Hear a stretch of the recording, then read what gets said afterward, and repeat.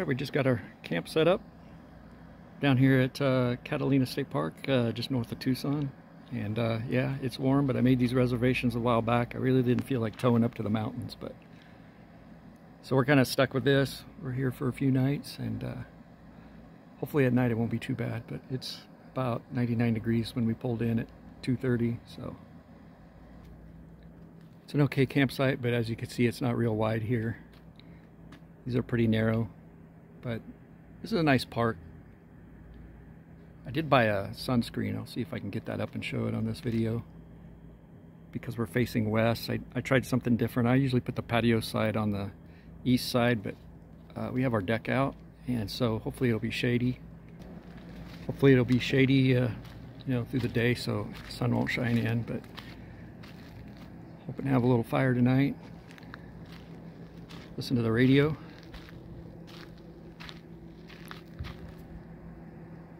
Yeah, this will be nice. I can put the awning out a little ways too, but it's usually never very windy here. So we'll see how this trip goes. I really do like it. We haven't been here in a couple years. They kind of got flooded out a few years ago, the entryway in here, and I didn't come back. One of the things I really like about this park is you usually hear a lot of coyotes here. So we're on the very north side in spot B71. So I love waking up in the middle of the night and you can hear coyotes out here howling. Usually in the evenings and then the early mornings. Makes me feel like I'm in the Old West. So just hope it's not too hot. I haven't ever had to run my air conditioner at night, but it looks like we might have to do that this trip. So here's the sunscreen I bought. I got this off Amazon, and it wasn't very much. It was only $21, I think, on sale. And then these hooks are really nice. These are for hanging lights, and they just slide right in this slot, and they're really easy. But this is a pretty cheap sunscreen.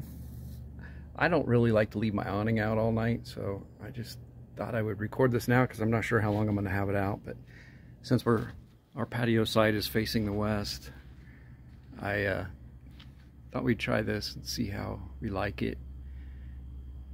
I usually pick the other side. I picked the east side for our patio side, but I wanted the deck to be on the north side, so it'd be in the shade, and that's working out okay today. It'll be mostly shady, and the sun doesn't come in the doors. So yeah, I just kind of tied this off in 4 spots. But we'll see how that goes. And I know there's better quality ones out there. Those clips could come in handy for hanging lights or a lantern or something. And I also had mud daubers in that groove. I don't know if it was at the storage, but I had to just clean that out where those hooks are going on both ends of this awning. So I don't know if that was at our storage place. I find that hard to believe it was at our storage place because there's no water or anything there. This one had a big nest in that groove there, about 1 or 2 feet in. So I cleaned that all out. But yeah, this might work okay. Not much of an investment. I think it was $8 for those hooks and $21 for this awning. It was on sale. I got it right before we left the other day. So yeah, I don't know if I'm gonna leave this out. I don't like leaving my awning out all night. A lot of people do, but here in the desert, the wind can just pick up in the middle of the night, and it'll blow 20-30 miles an hour out of nowhere. I've seen it so many times. So it's the next day after we had the sunscreen on there, and of course there's 0% chance of rain, and we got a monsoon with some pretty good winds. So we were right at dinner time, of course, at 5 o'clock, 4:30, somewhere in there. My wife and I are running out here to get the hooks off of there and get the sunscreen down and put the awning away. And you know, it rains here in Arizona just enough to mess everything up. It doesn't really rain here. It just kind of sprinkles, and then you got dust pepper spots all over your vehicle and your RV. So, you know, 0% chance of rain. I'm kind of like nomadic fanatic Eric. I seem to have a rain cloud follow me wherever I go. I swear 70% of the time we go camping, we get rain, even though it says there's no rain. But that's life, and you can't do anything about the weather, so I'll quit complaining. Anyway, here's the box that those clips came in, and those I can see lots of uses for these.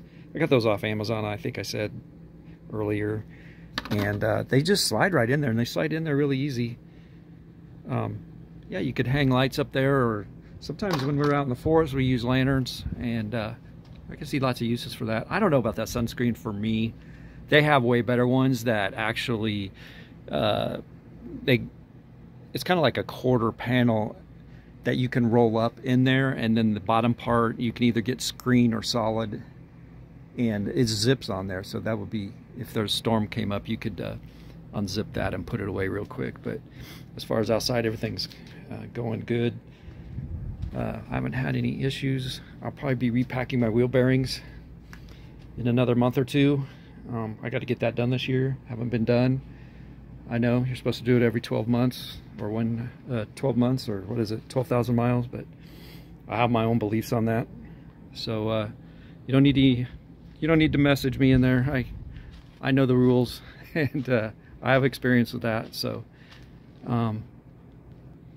we do use security on these bikes, by the way. I double lock them together and then lock it to the trailer. I've got an alarm on one of them. If you even touch it, that thing goes off, and you'll hear it plain as day. I'm not going to show it, but I recommend if you got e-bikes, you have an alarm, and definitely lock. I even lock it up when we're just sitting in here, because somebody could come up here really quick and just walk away with these. You wouldn't even know it.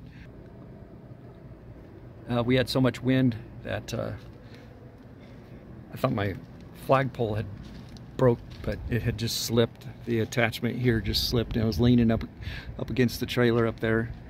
Yeah, we had a lot of wind there for, I don't know, half an hour, then it quits, and then it's sunny again. But we're on the north side of Tucson here. Everything's going good. I'll talk about this surge protector here in a second, and we'll go inside. So it's been pretty warm on this trip. We're supposed to hit 100 again today. We had 100 yesterday, and it's 11:25, and it's already 95 degrees. So this is another temperature sensor. I have 3 of these. These are Bluetooth, so they're handy to look at. I put one outside, and I have one I've showed in other videos that's out in the battery cabinet. But one of the things we bought are these lamps. We bought 2 of these, and I installed smart bulbs in there, and you can change the color on them. It's pretty cool. I'll put the links online. I got white so it would show the color of the light bulb better. And yeah, I think the bulbs came in a 4-pack. The lamps came in a 2-pack for not that much, but they're halfway decent lamps. They're nothing special, but I kind of like the mood. You can change them any color on the spectrum, any color you want. One of the things we do, I think I've talked about a lot of this before, but it's for people that haven't seen any of my videos. We put a fan here. It seems to be cooler in here. The thermostat is right here. I got on a low just to record this. I tried to get a head start today on the AC. I got up to about 85 degrees back there by the back, by these doors back here. Now that's north, and even though it's in the shade, you lose a lot of your cool out that door. So all the AC is kind of going out that door, and the windows, you know, bring in the heat. So a little while ago, I wasn't really thinking about it. I had the converter charging my battery, and this is my surge protector, Bluetooth, and just with the AC going and the lamps and the TV, I'm pulling 13 amps right now. But I wasn't really thinking about it. My battery is charged now, so the converter's probably not pulling anything. But I was charging my battery from 33% up to full, and so it was pulling another 13-14 amps with the air conditioning. And I flipped on the hot water heater, and my surge protector shut down, said I didn't have enough amps to do that. So that was really cool. I really recommend these Watchdogs by Hughes Autoformers. This is really handy. They're pricey, but it actually shuts off if there's over/under voltage, and in my case, I was pulling too many amps, so it shut it down. Really handy. I was able to reset it right here, and it checked. I turned the AC off, of course, and I turned the hot water heater off, and it does a check and make sure you're within the perimeters. Then it turned the power back on. So Really handy, really nice. I highly recommend that. I haven't had any problems. And the Power Watchdog, you're able to change the circuit boards in there. I'm not sure what you call those. If you do have a surge and it blows it out, you're able to replace those instead of replacing the whole thing. I don't know much about that, but that's what they say. Anyway, everything's working. The refrigerator works great. I haven't had any issues with that. Even on these hot days in the storage before we came, it was performs well. I started it up when I washed the RV on Sunday, and within a couple hours it was cold, so I have no complaints. Everything seems to be working good on the RV. And this is another light. This is actually battery remote. These are kind of nice at night when you're watching movies. But yeah, I really like those smart bulbs. But if you do go with these smart bulbs, make sure you at least get a white lampshade. That'll reflect the light that comes out. I tried it at home and we had a darker lampshade, and they're Wi-Fi and Bluetooth. With a darker lampshade, it didn't show the colors at all. It didn't come through. But yeah, those are nice. Adds mood to the trailer. But yeah, still liking this RV after 3 years.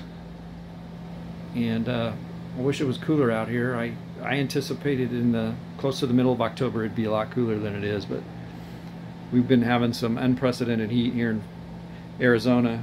We live in Gilbert, and we were having close to 110, 108 to 109 every day up until last week. So pretty warm. This is what helps with the heat too, is these I can't even think of the name of it off the top of my head right now, but yeah, these reflectix, they help a lot. So the sun beams in here in the morning and I put these up here, it makes a huge difference.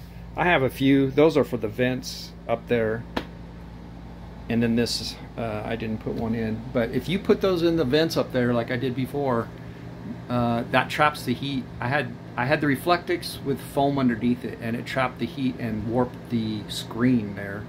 I had to buy a new one, so a little warning there. You're not going to want to leave those in there in the winter. Sorry, the summertime in the sun, because the heat can't get released. So I think that'll do it for the inside. Here's a view off our back deck. Mostly mesquites out here.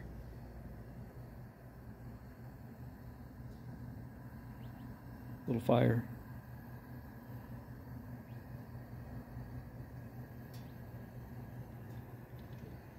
See the sunset.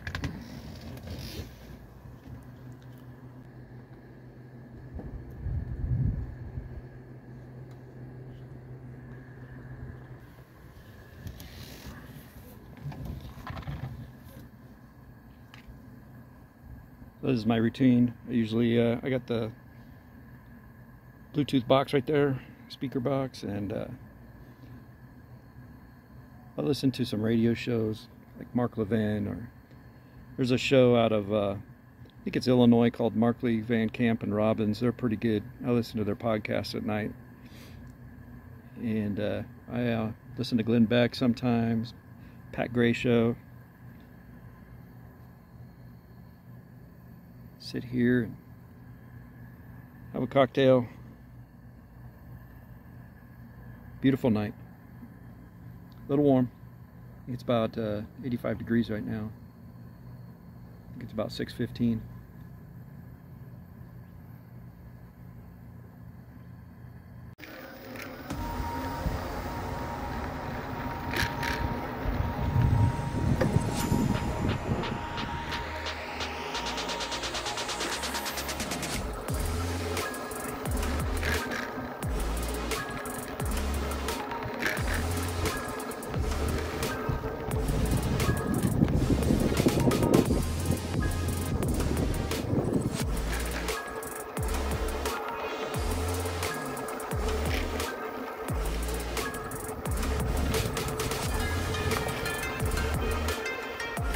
Morning.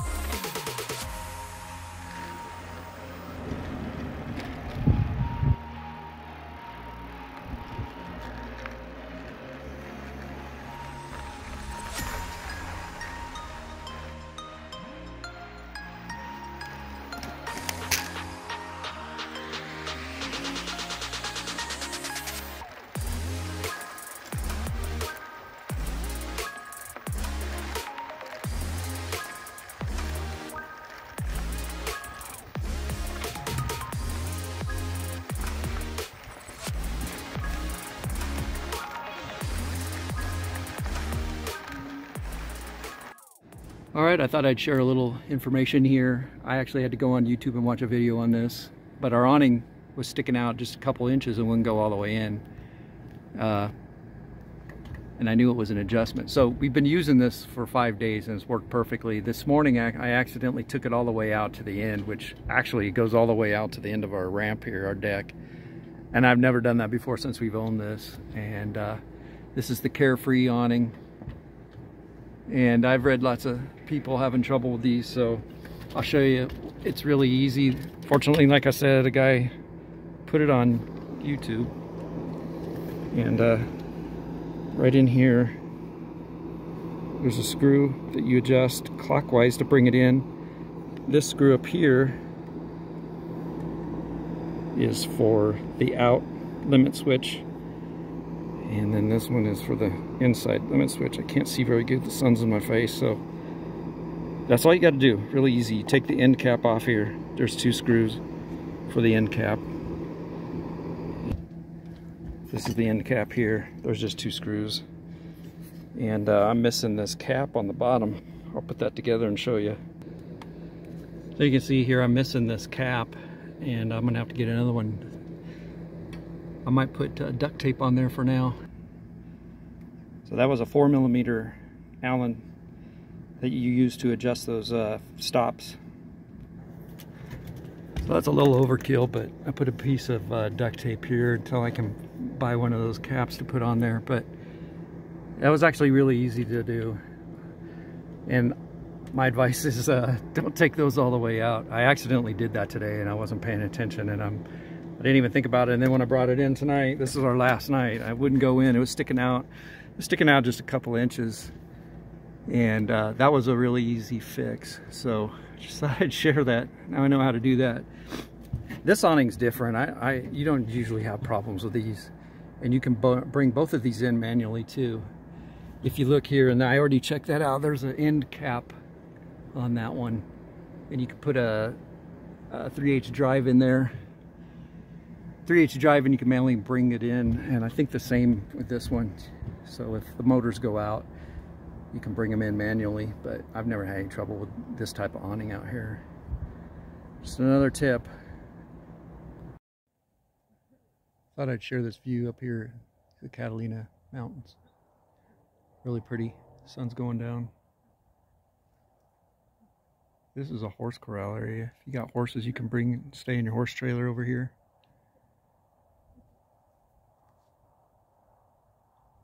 Really pretty.